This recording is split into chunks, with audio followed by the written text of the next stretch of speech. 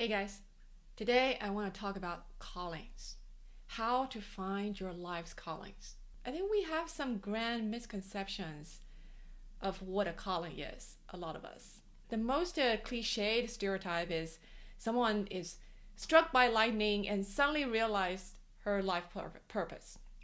Or you just one day randomly walking around and you walk by some burning bush and a disembodied voice tells you, you are going to lead the Israelis out of Egypt, or you are going to move to Ecuador and open a lemonade stand. We think that that's how we get our callings. It's through these grand download from mysterious forces. But in reality, that's rarely what's happening. Those grand revelations don't happen on a daily basis. And most of us do not get our downloads from the mystical forces, from what I call our higher self, through such grand revelation. For most people, it's more like a trickle down process. You get a revelation a little bit here and a little bit there, you know. Now, you may say, this is rather unfortunate. What a bummer. Why can I not be given the full information all at once? Why can't I just see the future and be told, okay, this is the path you're going to go down, and you can just follow that, then your life will be good. You will have no problem at all. Why can't life just be that simple? Now, I will want to argue that that's actually not a bummer. It's actually a very fortunate thing that your callings or your purpose in life or something that make you feel so fulfilled that you should be doing is not revealed to you 100% all at once. The reason is because most of us, we are not used to following the guidance of our own inner truth. We are not used to trusting the voice of our higher self. And when that trust is not in place, it's actually counterproductive for you to know what your future path is like. I'll give you an example. If I just tell you that I can see the future, which I sometimes do because I'm an empath, I see things sometimes. But if I just tell you, okay, you are going to move to Ecuador and open a lemonade stand, and that is the calling of your life. That's the your life's career. What are you going to say? Are you going to say, okay, let me get packing right now. Let me buy the plane ticket and I will leave for Ecuador tomorrow. Is that what you're going to do? You probably not. You probably hesitate. You probably question me. You probably say, hey, Natasha, how do you know? How do you know you're not mistaken? I think this is too impossible. Are you really sure? Now, even if I tell you, please trust me, I'm 100% convinced that that is your life's calling. And you're like half suspicious, but you want to trust me. So you buy a plane ticket and go down to Ecuador. However, when you don't have that conviction, that trust in your highest truth, you will not have a good time at all. Any little thing that goes wrong will freak you out. You miss the plane to Ecuador, you think, okay, apparently God is against me on this. Apparently this is not something I'm supposed to do. Let me go back home. You go down to Ecuador and you open the lemonade stand and nobody buys your lemonade the first day. You freak out again. You say, okay, maybe I'm not meant for this. I shouldn't have trusted Natasha. But my point is, even if that is really your life's calling that you are given, but you do not have that trust in that calling, it doesn't matter. You have a terrible life. Every little thing that goes wrong on your journey will freak you out. The problem here is not that you are not given the grand revelation.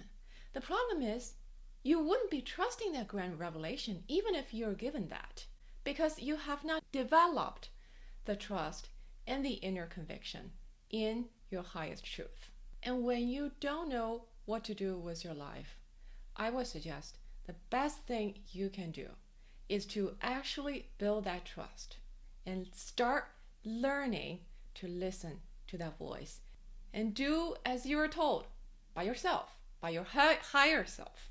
I would suggest that is actually the fastest way, the most efficient way for you to get to the state when you have the feeling, the conviction that this is it.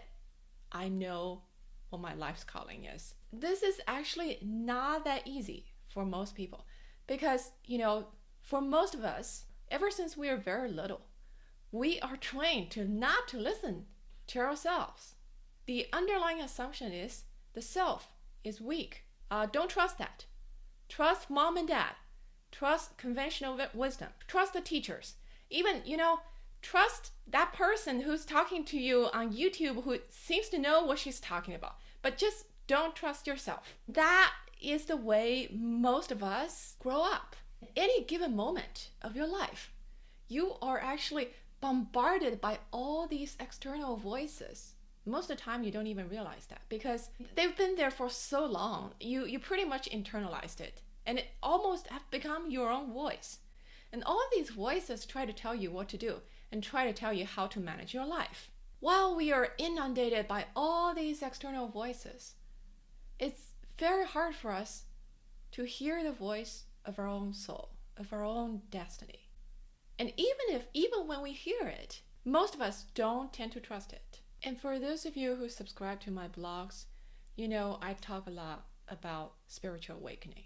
In a certain sense, the spiritual shift is to shift the power balance within you from being influenced by your history, by the collective consciousness, by your parents and your teachers. From that, transitioning to having your higher self be in charge of your life 24/7.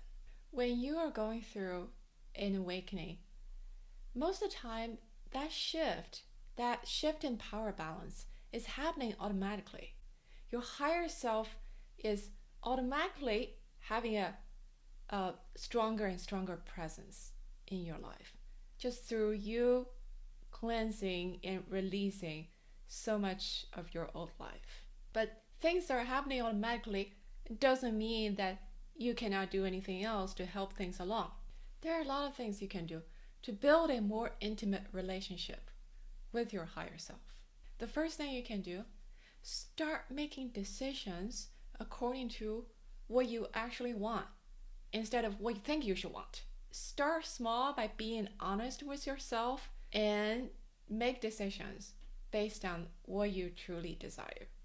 For example, some friend invited you to go to a party tonight. Do you go? Ask yourself, do you really want to go?